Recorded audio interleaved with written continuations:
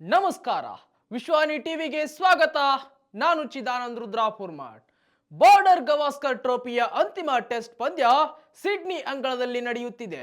ಈಗಾಗಲೇ ಒಂದು ಇನ್ನಿಂಗ್ಸ್ ಕೂಡ ಪೂರ್ಣಗೊಂಡು ಎರಡನೇ ಇನ್ನಿಂಗ್ಸ್ ನಡೆಯುತ್ತಿದೆ. ಪಂದ್ಯದ ಆಟ ಬಹಳ ರೋಚಕತೆ ಹುಟ್ಟಿಸುತ್ತಿದೆ. ಪಂದ್ಯದ ಫಲಿತಾಂಶ ಏನಾಗಲಿದೆ ಎಂಬುದು ಫ್ಯಾನ್ಸ್ ಪಾಳೆಯದಲ್ಲಿ ಡವಡವ ಹೆಚ್ಚಾಗುವಂತೆ ಮಾಡಿದೆ. ಇದೆಲ್ಲದರ ಮಧ್ಯೆ ಅಂತಿಮ ಪಂದ್ಯದಲ್ಲಿಯೂ ಕೂಡ ಸ್ಲೆಡ್ಜಿಂಗ್ ಬಲು ಜೋರಾಗಿ ನಡೆಯುತ್ತಿದೆ. ಇಂಡೋ ಆಸೀಸ್ ಟೆಸ್ಟ್ ಪಂದ್ಯ ಅಂದ್ರೆ ಸ್ಲೆಡ್ಜಿಂಗ್ ಇಲ್ಲದೆ ಇರುತ್ತಾ? ನೋವೇ. ಸ್ಲೆಡ್ಜಿಂಗ್ ನೋಡುವ ಅಭಿಮಾನಿಗಳ ಕಣ್ಣಿಗೆ ಕಿಕ್ ತರಿಸುತ್ತೆ. ಅದು ಈ ಸರಣಿಯಲ್ಲಿ ಕೂಡ ಮುಂದುವರೆದಿದೆ. ಅಂತಿಮ ಟೆಸ್ಟ್ ಪಂದ್ಯದಲ್ಲಿ ನಾಲ್ಕನೇ ಟೆಸ್ಟ್ ಪಂದ್ಯದಲ್ಲಿ ವಿರಾಟ್ ಮತ್ತು ಆಸೀಸ್ ಆರಂಭಿಕ ಯುವ ಆಟಗಾರ ಸ್ಯಾಮ್ ಕಾನ್ಸ್ಟಾಸ್ ನಡುವೆ ಸ್ಲೆಡ್ಜಿಂಗ್ ನಡೆದಿತ್ತು. ಇದೀಗ ಅದೇ ಕಾನ್ಸ್ಟಾಸ್ ಮತ್ತು ಭಾರತದ ವೇಗದ ಬೌಲರ್ ಯಾರ್ಕರ್ ಕಿಂಗ್ ಬುಮ್ರಾ ನಡುವೆ ಕಿರಿಕಾಗಿದೆ.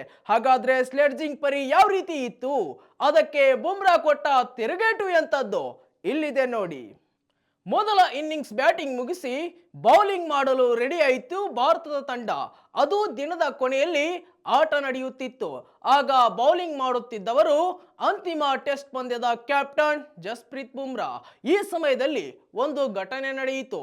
ಆನ್ ಸ್ಟ್ರೈಕ್ ನಲ್ಲಿ ಉಸ್ಮಾನ್ ಖವಾಜಾ ಇದ್ದರು, ಆಫ್ ಸ್ಟ್ರೈಕ್ ನಲ್ಲಿ ಸ್ಯಾಮ್ ಕಾನ್ಸ್ಟಾಸ್ ಇದ್ದರು.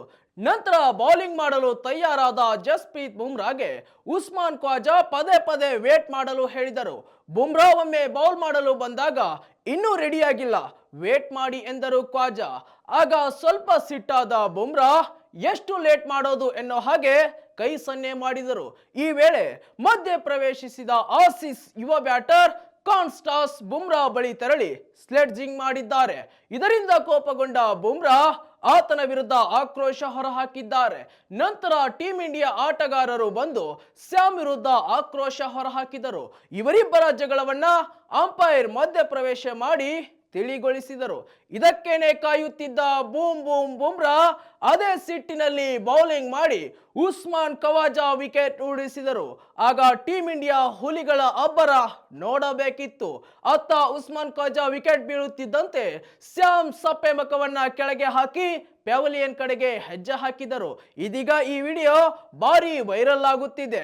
ಸ್ಯಾಮ್ ನಡೆಗೆ ಇಂಡಿಯನ್ ಫ್ಯಾನ್ಸ್ ಚಿಮಾರಿ ಹಾಕುತ್ತಿದ್ದಾರೆ. ವೀಕ್ಷಕರೇ, ಇದಾಗಿತ್ತು ಇವತ್ತಿನ ಸ್ಪೆಷಲ್ ಸ್ಟೋರಿ.